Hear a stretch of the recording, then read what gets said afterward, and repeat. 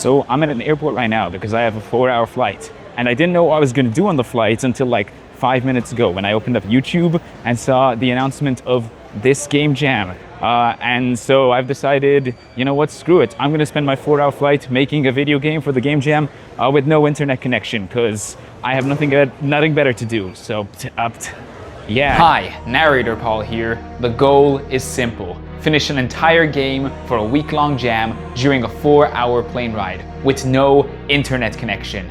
Step 1 is to download anything we might need for game development. I only had like 20 minutes before boarding and the Wi-Fi at the airport kinda sucks, so I had to be really careful what to prioritize. I already had Unity installed, so that's our game engine, and I knew I wanted to do something 3D, since most of my recent projects have all been 2D. So I downloaded Blockbench. It's this super cool free open source app I use that lets you make low poly 3D models.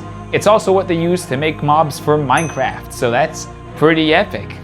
Next up, I downloaded this little gradient sheet so that if needed, I could yoink parts of it off and use them as textures to color any 3D models I make. And that's all I was able to download before it was time to get on the plane. So, yikes. We might be just a little bit screwed. Just a little bit screwed.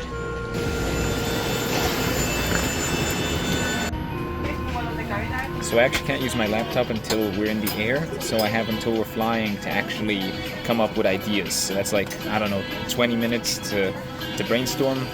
Not much. The audio on this probably sucks too because plane. The Game Jam's theme is spin to win. So I brainstormed a few ideas, but landed on this. Person on chair getting spun, but I want to put a spin on it. The spin is that you don't spin. You spin the story of the interrogation. Yeah, that was incomprehensible. Bro just barely started flying and his brain is already kinda fried. What he was trying to say is that he was inspired by the little plane chairman icon to make a game where you interrogate someone and can spin their chair to get answers out of them. But I'm low-key kinda lying right now because my actual idea is subverting this concept. Because of the Game Jam's theme being spin to win, I'm making the assumption that when prompted with a giant button that says spin, people are gonna click that button, but to win, you don't gotta spin the chair, you gotta spin the truth. It's a game about lying your way through the conversation, spinning the story you're telling, and convincing this man to yap all of his secrets away. Basically, we're making a gaslighting simulator. And not to lie, but I'm kind of a peak gaslighter. Now that we got the idea, the plane is in the air, and we are running out of time, I immediately hopped on Blockbench and began 3D modeling the most important things. Mainly a person. So, boom, this is Cap.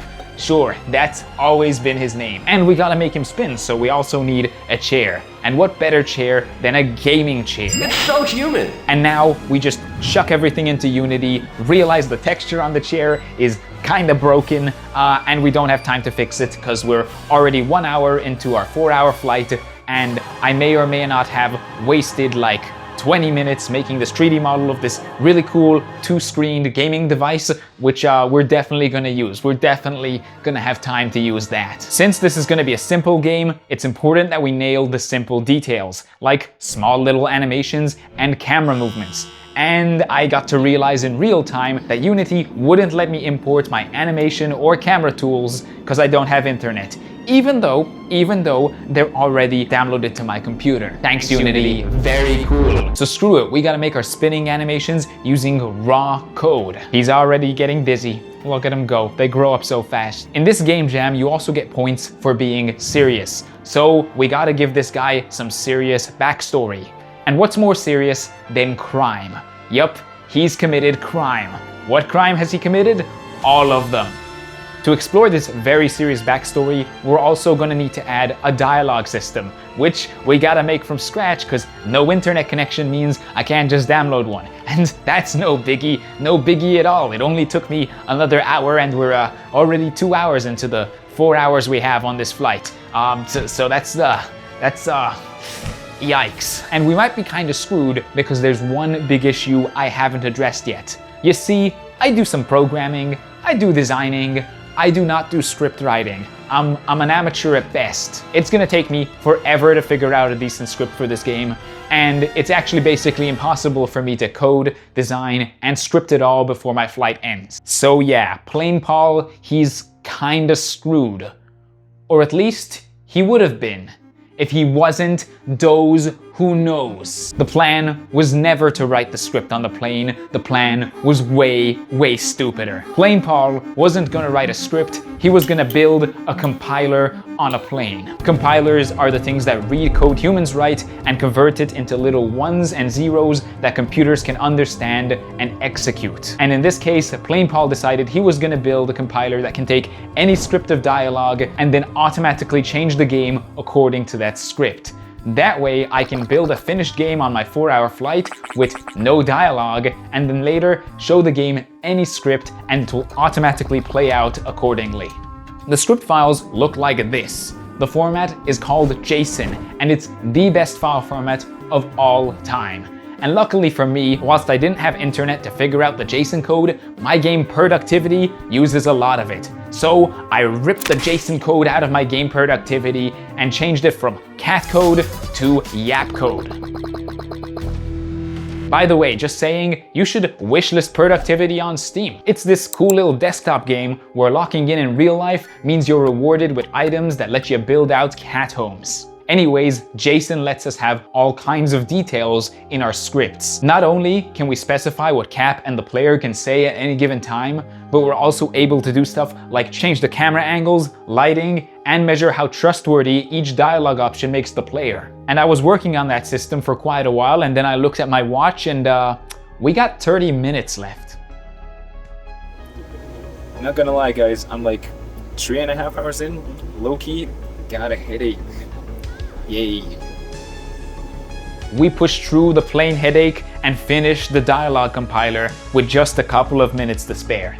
Plane ride completed. Progress on game. Pretty decent actually. I'll take it. Low-key. Kind of a game. Low-key. After that, I got home and I couldn't help myself but add a little bit of polish. Mainly those damn animations I couldn't add on the plane because Unity wouldn't let me install my animation tools because no internet, even though they're already on my computer. I am very salty about this. I am very salty about this. It does not make sense. And yeah, now there's technically still 6 entire days of the game jam, and realistically I just gotta find a free hour somewhere to write up the story, and the dialogue compiler will automatically adjust the game to account for it. So yeah, let's just get writing up the story and